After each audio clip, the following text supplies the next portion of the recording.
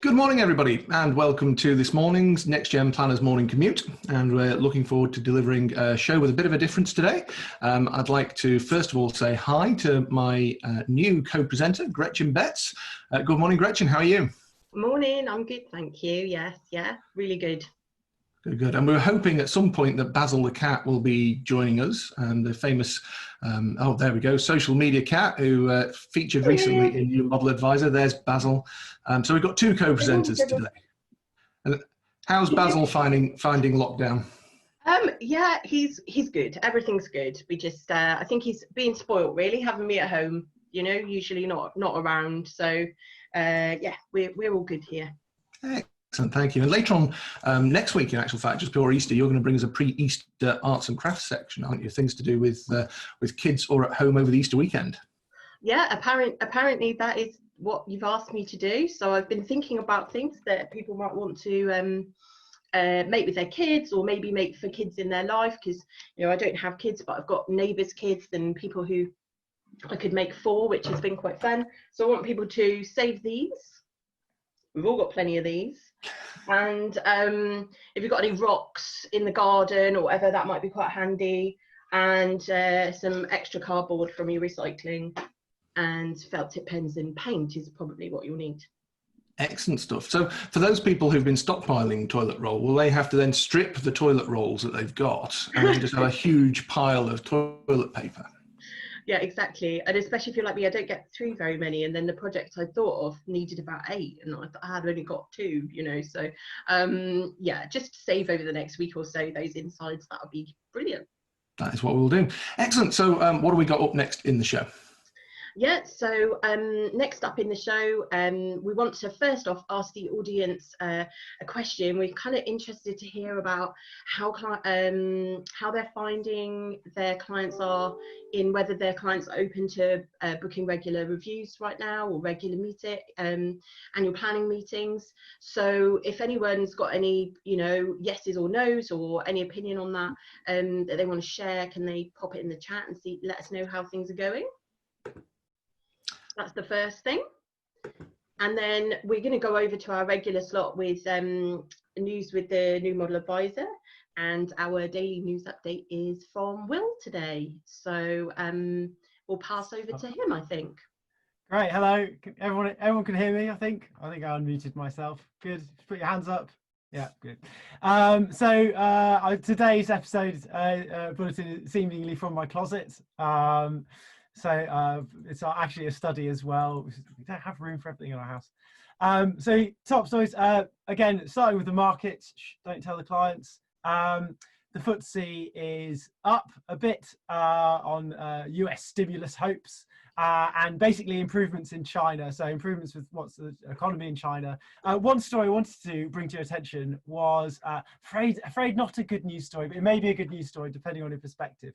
So the FCA has refused permission for an advice firm to be authorised, which might not sound like good news, but it has a sort of personal relevance to me, because it's about a firm that I wrote about 10 years ago called Rocking in Retirement.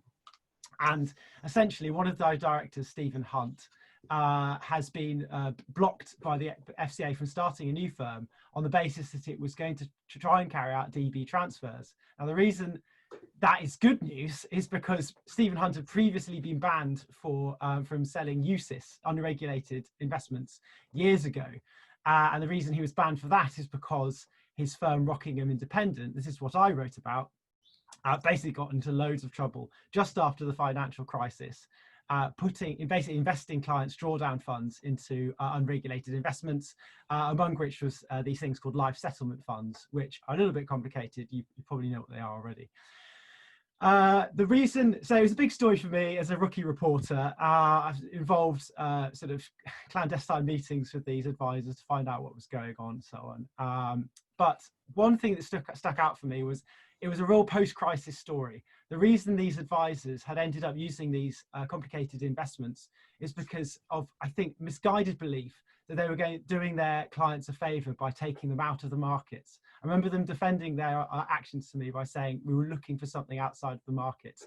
that, you know, advisors and the saying that their clients who'd been out of the markets in the last over those years, which remember was 2008, 9, 10, had done, you know, had missed out. They said something like, oh, they've missed out on X% of losses. And that seemed to justify it for them. Now, we're all in a different place now, post RDR and so on, we're all wiser. But you can see even now with the market falls that we're having, where the temptation might be to do something similar. So interesting story for me personally, interesting market story and crisis story, and a word of warning, but also good to see that the FCA has been on the front foot here. And the next, the next sort of story, so to speak, is a piece that was in our magazine this week from James Fitzgerald on platforms. Not news, I suppose, but we've just draw your attention to our website in terms of highlighting what the platforms have been doing to cope with the crisis. Our headline on this has been platforms juggle service and survival in biggest test yet.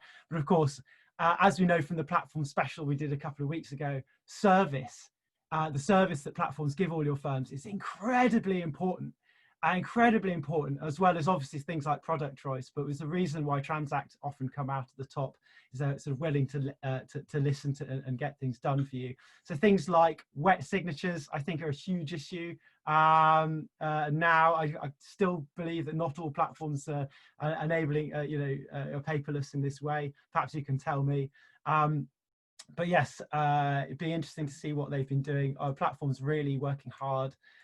It seems to get their systems and service levels up to speed with all the demand that they've been facing. And then just last couple of short ones here. The competition watchdog has blocked a takeover has blocked the merger between platform technology providers FNZ and GVST. That's obviously going to have far-reaching implications for you. And a good news story. Equilibrium has donated £10,000 to local charities fighting the COVID-19 crisis. Again, great to see, all of you, your firms are fantastic at giving to charities and being involved in your communities. Great to see Equilibrium donate £10,527 for charities, including £5,000 to local East Cheshire Hospice and £2,000 to food banks, including Wilmsmow Parish Food Bank and Hampers of Hope. And that's it. Thanks very much. Thanks, Will. And that's certainly really interesting about the FCA blocking that firm. I think that's, great news, but also, reflecting on how that could have, why that's come about, really. So that's really good. What are you looking at this week? Oh, today. Today. What am I looking at today? That's a good question. Personally, I'm going to be involved in our next takeover issue for which coming out next Monday, which is advice, looking at advice in the future, Advice 2050, which Adam has contributed to. Bit of a strange time possibly to be looking really far into the future, but also sort of a perfect time as well.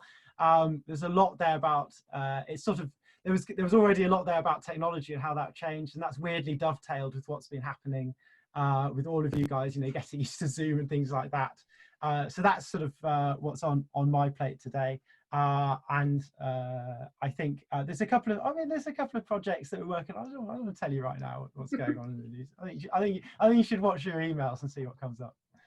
Okay, cool. Thanks, Will. Thanks very much. So now it's time to pass back to Adam to introduce thought for the day, I think. I think so, Gretchen. Yeah, thank you. Just before we do, a couple of things have popped up on the chat.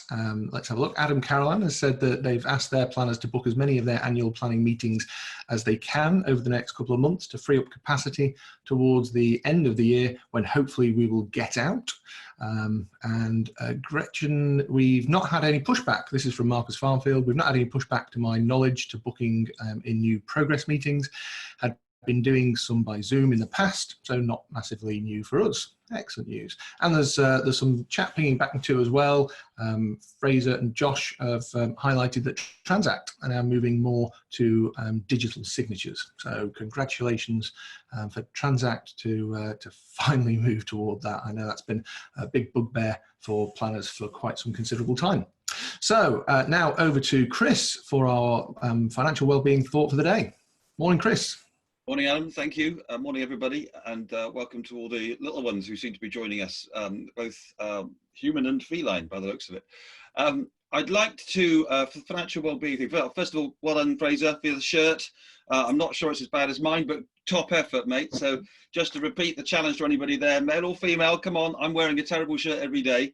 Let's see who can do worse than me. Very good, Nikki, nice scarf. Thought for the day is, I'd like you to just spend a moment and think, when were you happy?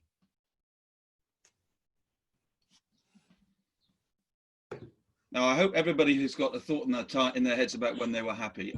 I'm going to guess that most, if not all of those moments that you are thinking about did not involve money. They might have involved what money could do as a tool, but they probably didn't involve money itself. I would guess, because research shows that it probably did involve time spent with somebody else, with a loved one, family or friend. I'm a member of a board for an organisation called Centre for Thriving Places, which used to be known as Happy City, recently rebranded to Centre for Thriving Places. And at the beginning of the board meeting yesterday, which you could imagine was a little terse because it's difficult times, the chair, Mike Zeidler, asked everybody to go, they went around everybody and said, how are you feeling at the moment? That was a really good thing to do at the start of a board meeting. And everybody's answer was broadly similar. It was, I'm a bit scared, but I'm thankful for what I've got. And I thought that was a really powerful thing for everybody to hear. So if that's what we're all feeling, if that's the things that are making you happy, then that's how your clients are feeling right at the moment. I love the point from, I can't see who it was, Marcus, who said, booking an annual meeting gives people something to look forward to. That's a really, really good idea. So review the financial plans for every single client you have. Ask yourselves, is this designed to make them happier, not just wealthier? Book in a meeting to talk to them about it. They'll welcome the call, but also particularly you can review how you're looking after their money in order to help your clients to be happier. Thank you, Chris. Yep, really good thoughts. I've got to say, I'm happy now, Chris. Look at this. We've got 60-odd people on the call, and we've just had you doing our 2 minutes, and I'm now about to pass over to, or begin to interview, our guest for the day, Rory Percival. Good morning, Rory. Morning. I'll put a dampener on it there, Adam. So Rory has spent 10 years with the regulator and now has a series of non-executive directorship positions within the profession. And we wanted to get Rory on today to talk about things from a slightly more regulatory angle, of course. Rory, let's start off. There's a lot of pressure on firms at the moment due to the coronavirus lockdown. What do you see as being the biggest risks to consumers at this time? In terms of risks to consumers from the advice sector, I would probably put this down to two main ones, I guess. One would be the fact that just getting normal business done at the moment is quite challenging. Being able to operate out of the office, going back home. Some firms that didn't have laptops weren't able to do the remote working in the same way. You couldn't get a laptop for love of the money in the shops. Being able to deal with the technology to deal with clients, many of whom will be able to, but some of whom won't. So just being able to get things done is proving a bit of a challenge, to put it rather too mildly. So I think in one respect, just the inconvenience for clients around not necessarily getting their review on time, or not getting a full review, just getting a catch up, or not being able to access the cash that they need from their pension or from their ISA that they have on a sort of short-term demand because the processes are just taking a long time, or not being able to do it when they want to. So I think there's that side of things, that just sort of administrative logistics side. But that's just when it comes down to it, that it just can only really just be an inconvenience in the main.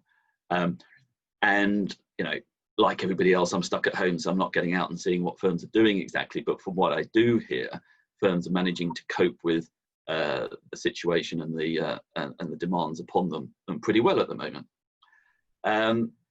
The other one, going to the other end of the spectrum in terms of consumer debt, is the scope for scams.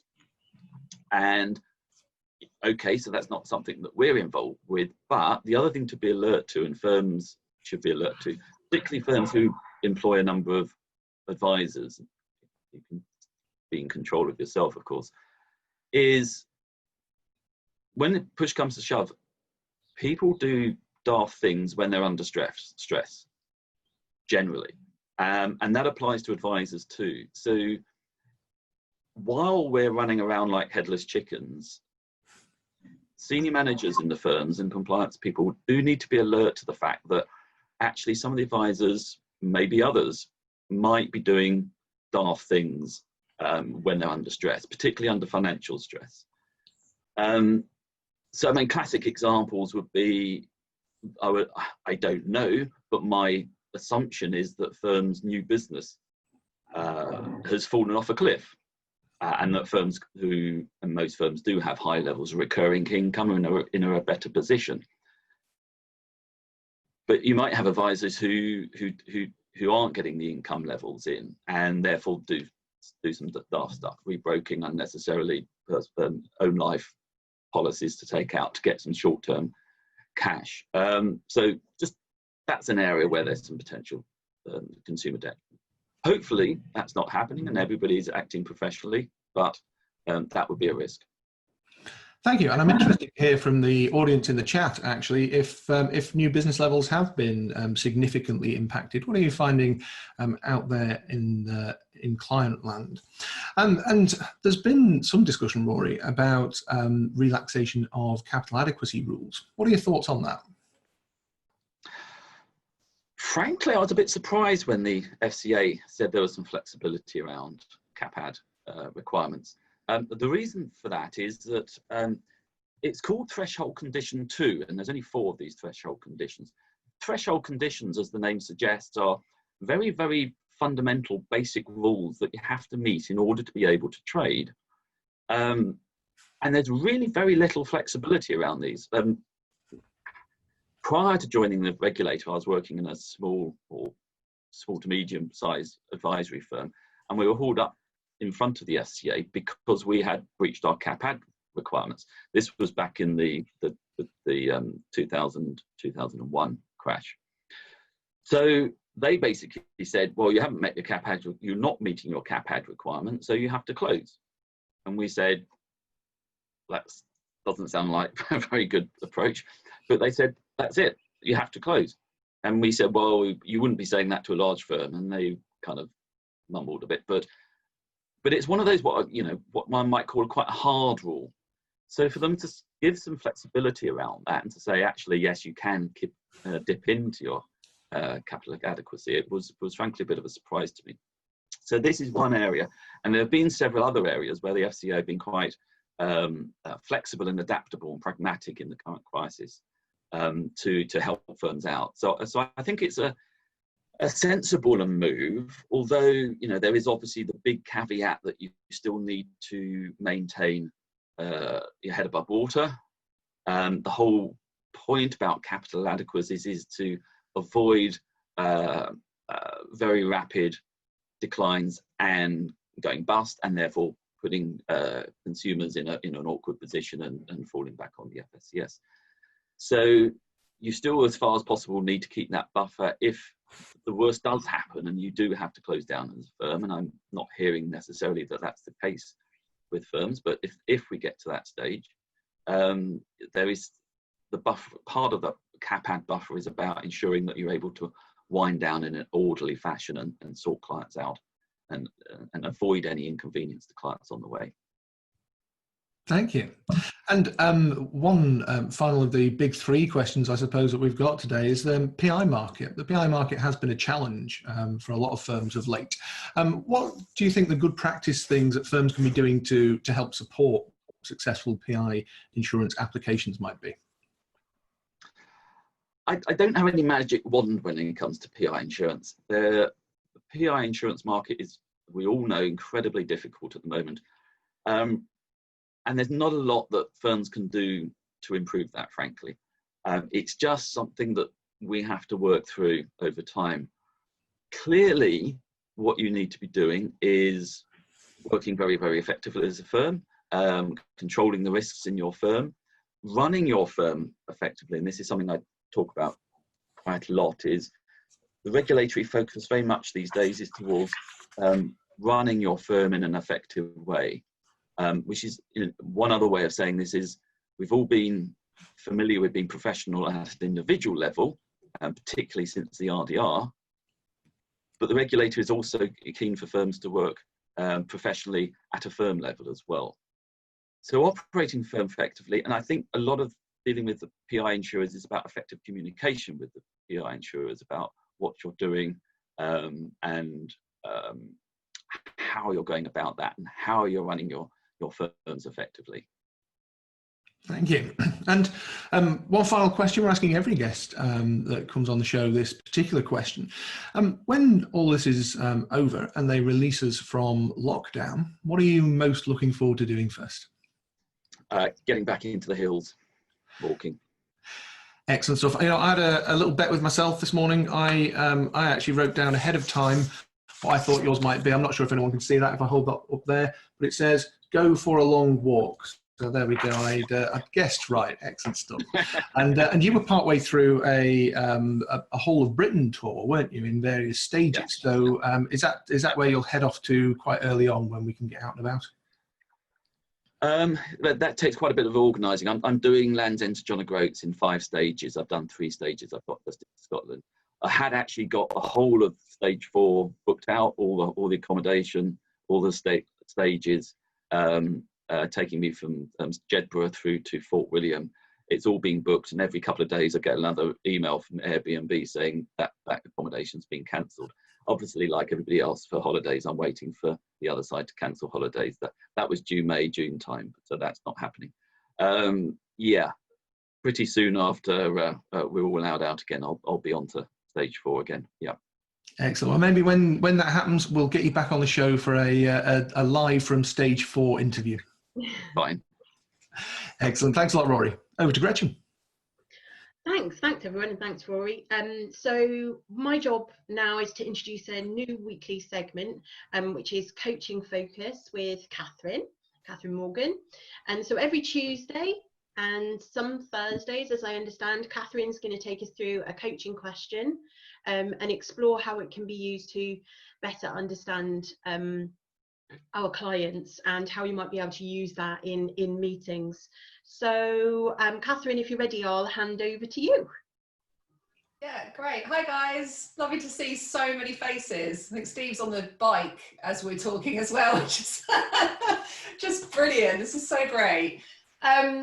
So yeah, I thought I would come on and just share a question that could actually be used as part of your communication with clients at the moment, and actually kind of in line with what a lot of you have been saying in the chat box about how actually the focus right now for many of you is on your existing clients.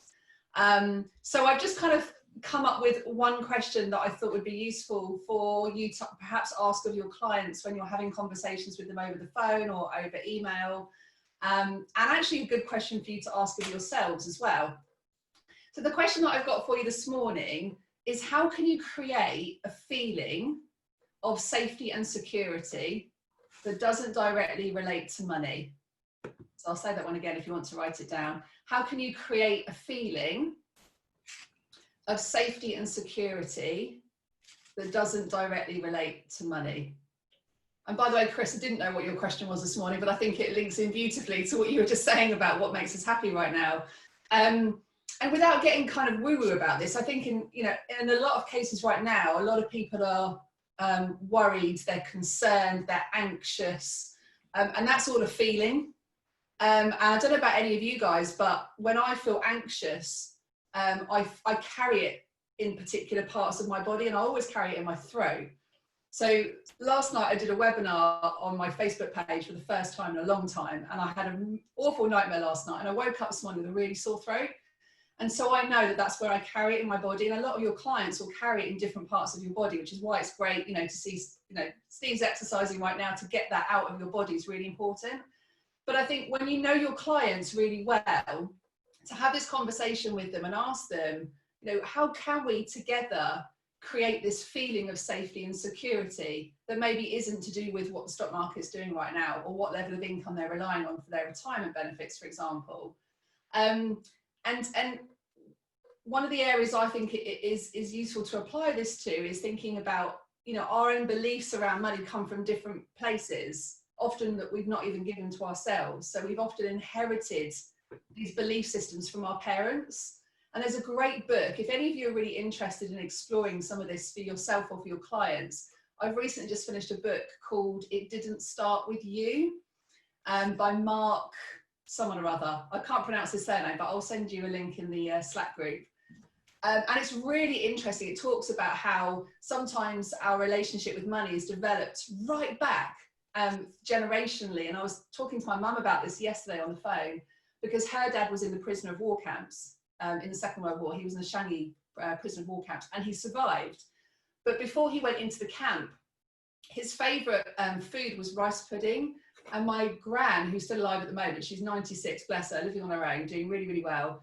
And the day that he came out of the concentration camp, she cooked him this rice pudding, and he refused to eat it because, of course, he'd been living on rice for most of the time that he'd been in there. And my mum and I were talking about this on Zoom last night, and we were saying that his relationship with food, consequently, was obviously very imbalanced because of his experiences. And actually, my mum's relationship with food has always been quite negative, and my relationship with food has been quite negative. So it was really interesting, without kind of passing any blame onto my mum, I was kind of talking to her about, I wonder how much of that has been passed through the generations just in our family's behaviour, and then what we pick up. So one of the interesting conversations you might want to have with your clients is just, could you create a list together with them about things that they could do for themselves, things they could do with somebody else, just to make them feel better, to feel more safe and secure. And it could just be the smallest thing, like wrapping a blanket around them and having a hot cup of chocolate, or, you know, creating some lovely crafts like Gretchen does, you know, or having your animals around you, or just things that can make you feel safe and secure. And I think if we focus on how we feel, then, you know, that's going to create this cycle of, it's going to make us feel better, it's going to make us behave differently. And what Rory was saying about, you know, sometimes people can make crazy decisions in times when they're not feeling great. If we focus on that at the core, then that's really going to help us as well as our clients. So I thought that would be an interesting question just to start off the morning. Definitely, Catherine. Thank you. Thanks so much. And I mean, I think that all of us know that the conversations we're having with our clients now are just around that. All they really care about at the moment is their family safe? Are they happy? How are they staying active? How are they keeping their brain active? You know, and getting through this. I've really tried to talk about money loads with mine, but it's not really happening. No, I'm joking. But you know, those calls are really important. So I think it's a really interesting question. And a lot of people aren't tuned in to what can make them happy outside of their house. So you know, in the things that they can just do themselves. So I think it's really important to think about. So that's great. Thank you. So I'm handing it back over to Adam now, I think, to close off for today. Thank you, Gretchen and Catherine. And yeah, and we'll see Catherine again on Thursday this week. Looking forward to that. So to wrap up today, it's just a really quick heads up to everybody that tomorrow we have something that's a little bit different. Every Wednesday, we're going to have our phone-in style show. So we've got a panel of guests. We've got Will Robbins, Richard Allen, and Ruth Sturkey. And that's going to be hosted by Rohan and Adam C. And the focus on tomorrow's show is how to manage teams and clients in a crisis. So if you've got any questions, then please do either drop us a line at admin@nextgenplanners.co.uk or pop them into the Slack channel, and we can ask our panel those questions tomorrow. There'll also be lots of chance to ask questions through the chat in tomorrow's show. So thank you to all of our guests today. It's been a really enjoyable show, and look forward to seeing everybody tomorrow.